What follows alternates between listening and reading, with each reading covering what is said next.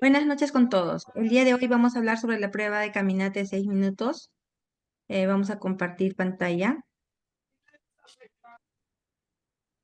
Coge, Alfredo, quitas la sábana de la tendera.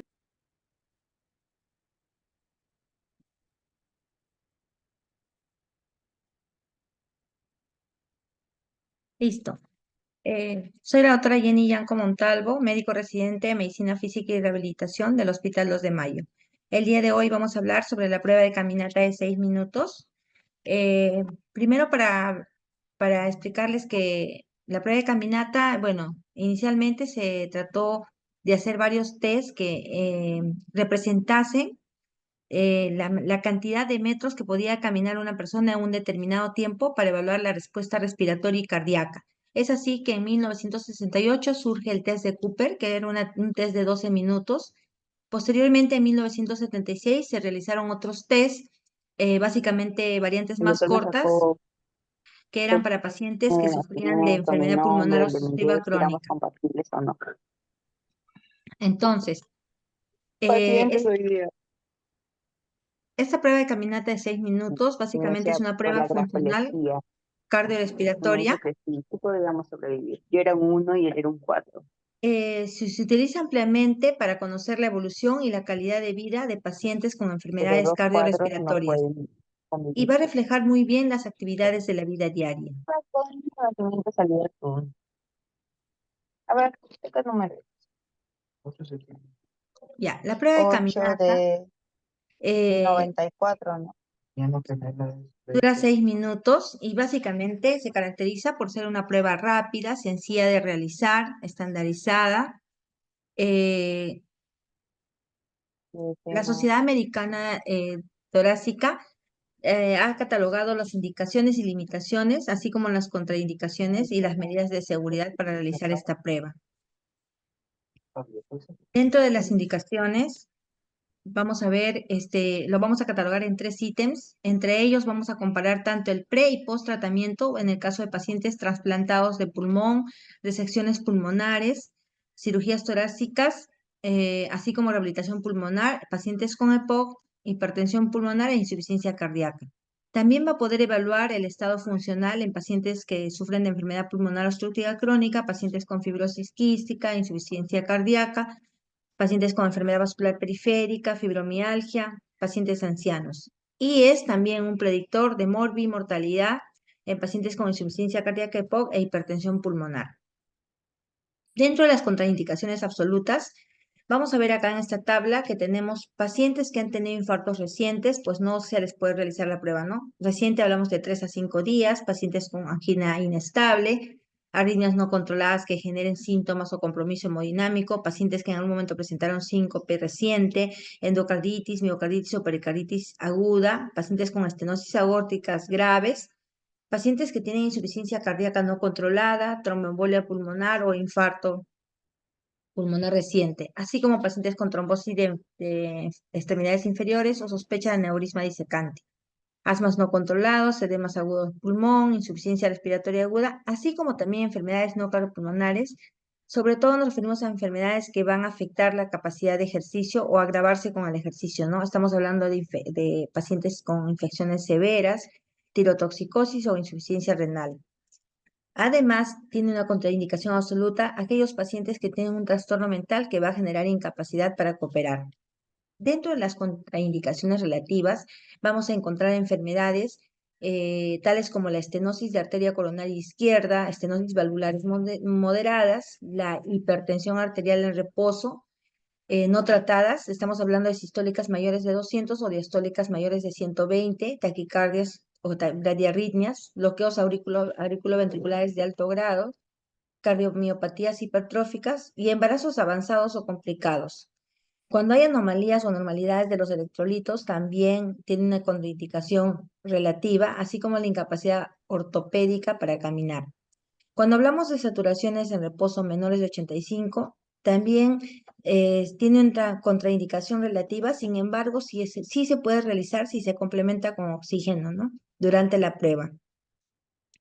Existe un punto de corte, digamos, arbitrario y que puede ser modificado tanto en altura o a nivel del mar, ¿no?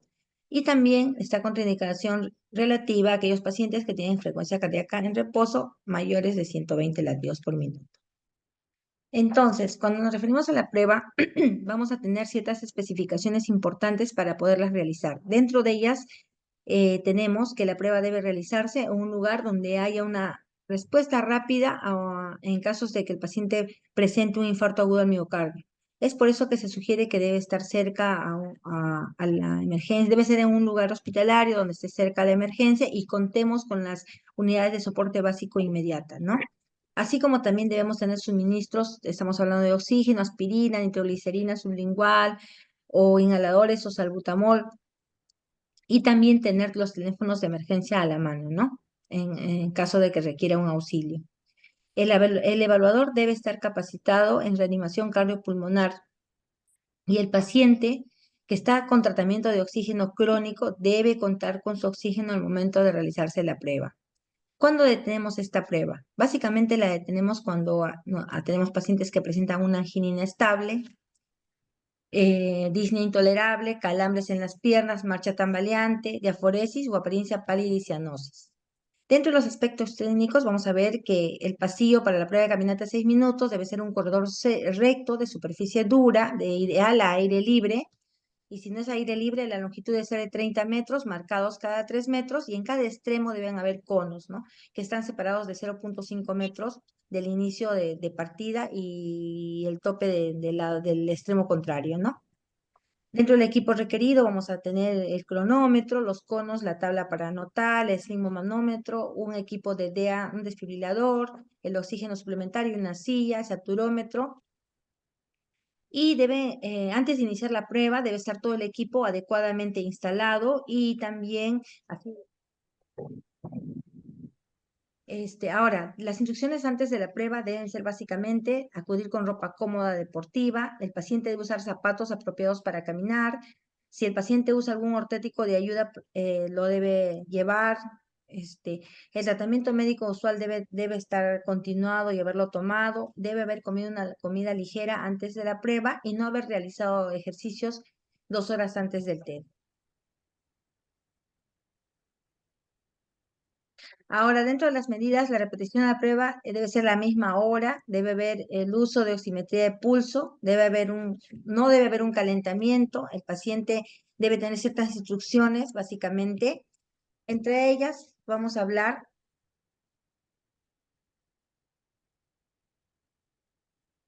Ya, entonces lo que hacemos es calcular y registrar la frecuencia cardíaca máxima, que es 220 menos la edad.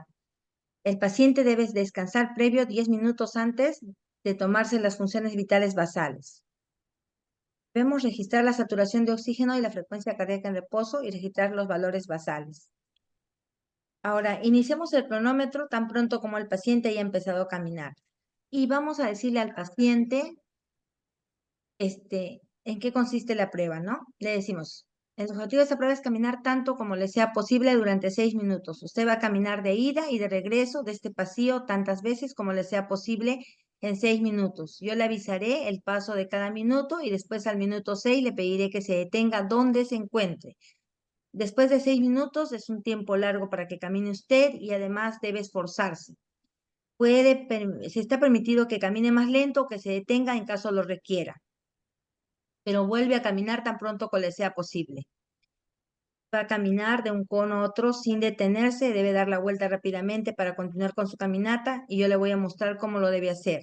Por favor, observe cómo doy la vuelta no sin detenerme al dar la vuelta, ¿no?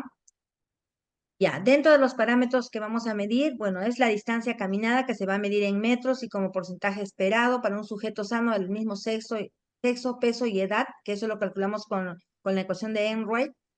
Debemos medir el tiempo calculado en minutos, el número de detenciones, la velocidad global en 6 minutos por metro por segundo, los cambios de signos y síntomas como disnea, frecuencia cardíaca, frecuencia respiratoria, desaturación, ¿no?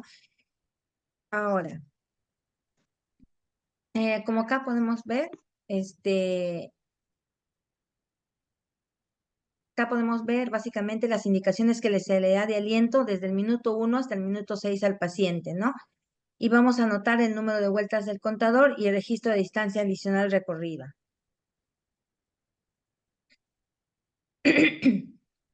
Entonces, estas son las frases donde se van a estimular al paciente. En el minuto 1 le decimos, lo está haciendo muy bien, faltan 5 minutos.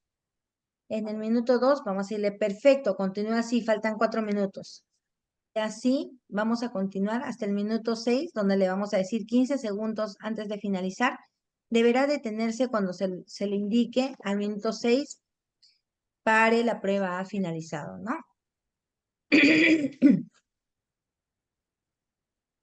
No hable con nadie durante la caminata, use un tono uniforme de voz y se utilizan frases estandarizadas de aliento, ¿no? Se va a registrar la disnea, la fatiga según el índice de Bohr y se va a medir la saturación y la frecuencia cardíaca. Entonces, vamos a ver que hay fuentes de variabilidad de acuerdo que van a ser factores que van a reducir la distancia o factores que van a aumentar la distancia.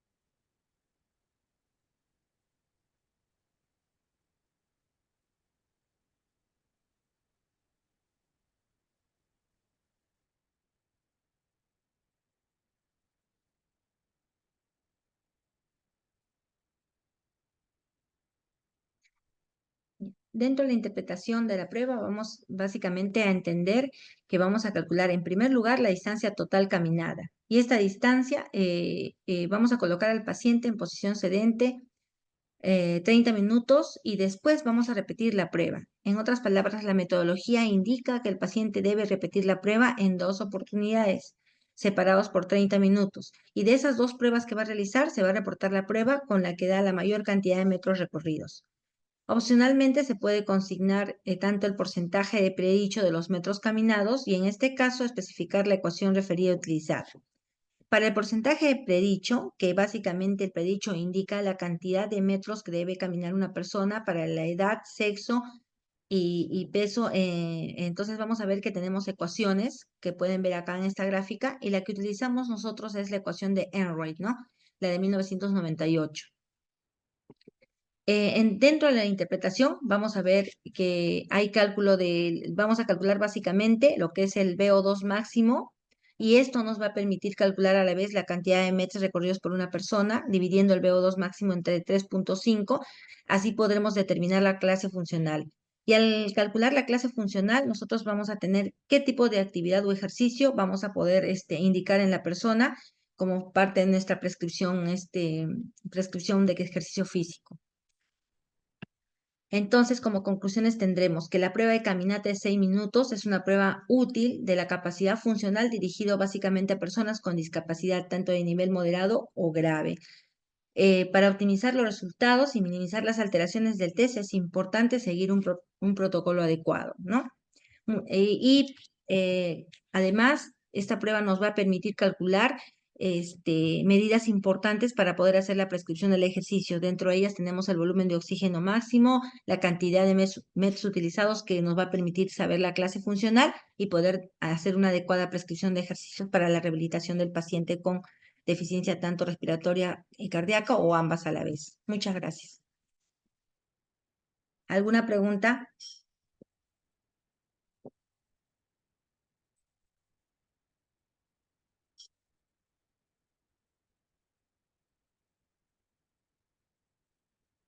Bueno, muchas gracias por su participación. Espero que todo haya quedado claro. Hasta luego.